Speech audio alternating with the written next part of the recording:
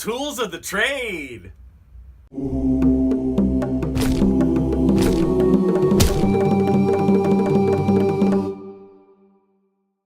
So what do we dig with? What do we use to make these holes, whether they be big like a trench or small like an STP or somewhere in between? What are the tools of the trade in archaeology? Okay, if there is one tool to remember, one tool to know, it is this. This is a trowel, okay? An archaeological trowel. It has this classic diamond shape, steel trowel. It is actually a mason's trowel, like one to use for putting up brick walls and this kind of thing.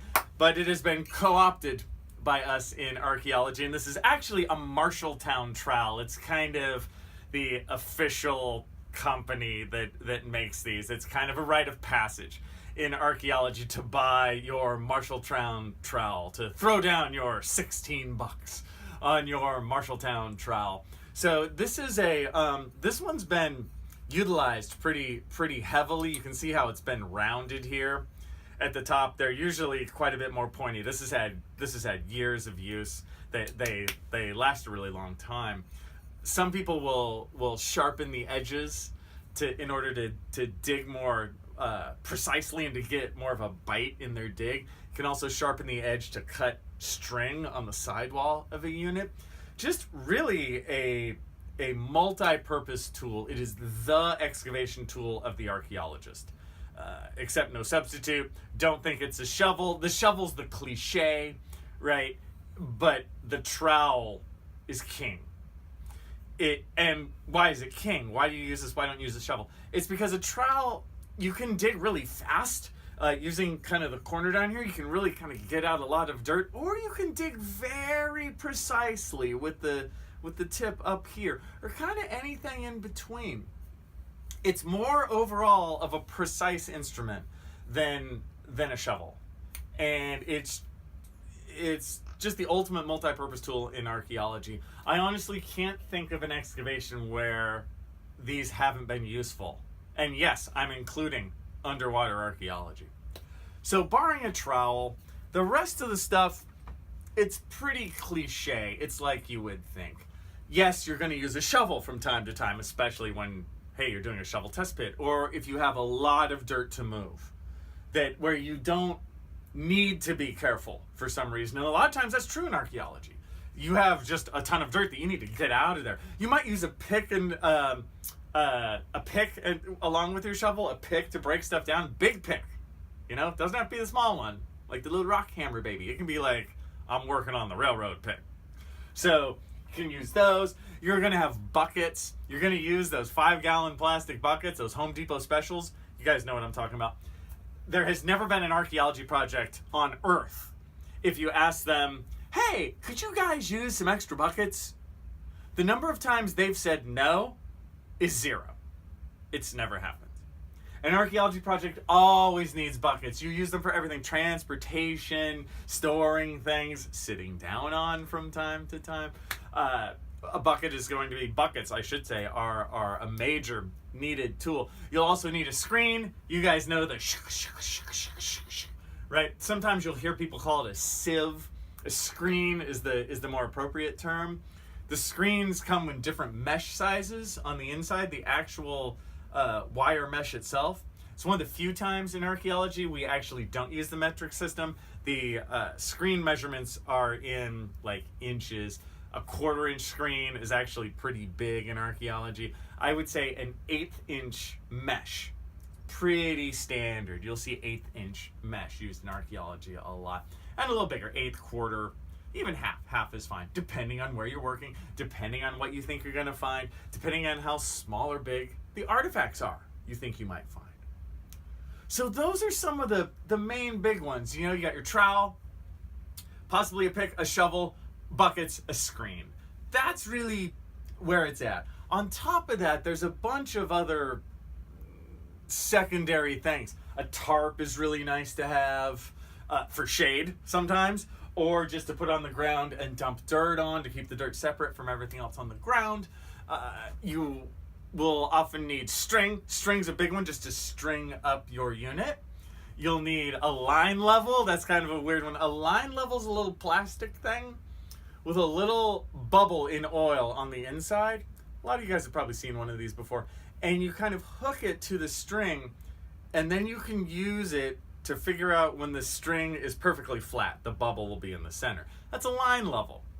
You use that to measure down from. When you dig your unit, you can tell how far down it is from this singular measurement of the string.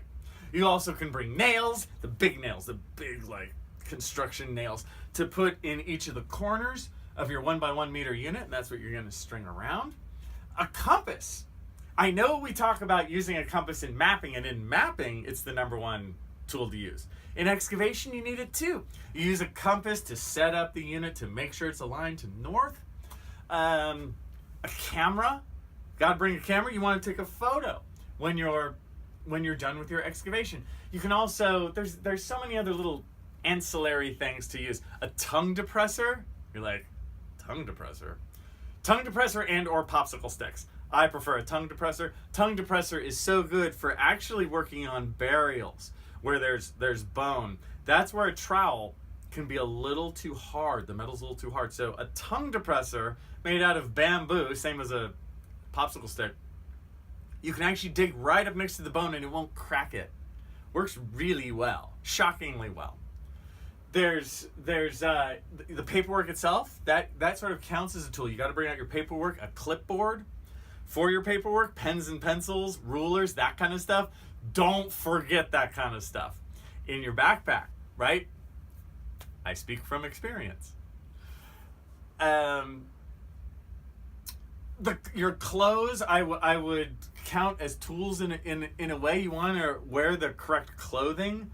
Really, it's just sort of sensible work type clothing. You don't got to dress up as Indiana Jones. You could, but it would be funny, right? A classic archaeology outfit would be like white t-shirt, make sure it covers your shoulders, protect from sun. Khaki pants of some kind or some sort of light colored jeans is fine. A hat, right? Some sunglasses, backpack, pretty much it. I would also recommend a belt. That's it. Boots. There you go. Right? Sort of sensible work type clothing. There's one more thing in terms of the tools of the trade. We're going to get a little philosophical here in archaeology for a moment. The last thing you need to pack is your SHWA. SHWA. SHWA. Kinkella, what's SHWA? SHWA is an acronym. Stands for 4 things. S stands for sunscreen. H stands for hat. W stands for water. And A stands for attitude. The 4 most important things to pack.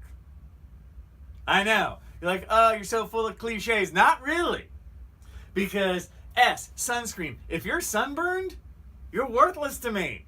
I can't use you. You're sunburned. You gotta go back to camp. You can't work that day. So bring some sunscreen. H, a hat. I doubled down on the hat. Wide brimmed hat. Some sort of floppy grandma hat for working in the garden. Those are perfect. Big hat. Keep the sun off. You need a hat. Don't be telling me you don't need no hat. You do. Put a hat on and shut up. Water. There is no such thing. Just like an archaeological crew has never refused buckets, I have never seen anybody in my life carry too much water. More water is always better. Water, water, water. And you better not just be carrying one little, oh, Kinkella, here, I got enough water for the day. No, you don't. I want to see half a gallon on your person at least.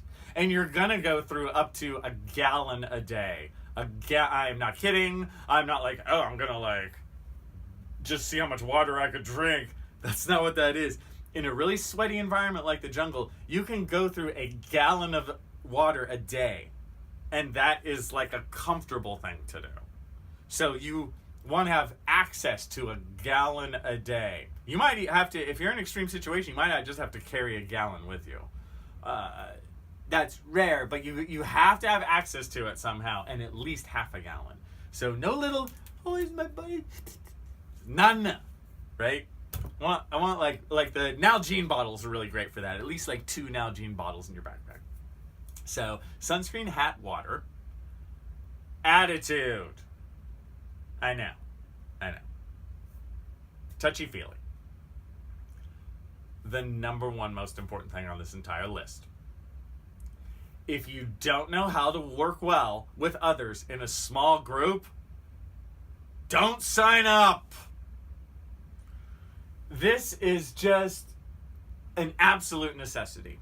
You need to know how to work well with others in a small group because in archaeology, most likely, you're going to be in the middle of nowhere with like 8 other people, and you have to know how to play that game. You have to know how to get along.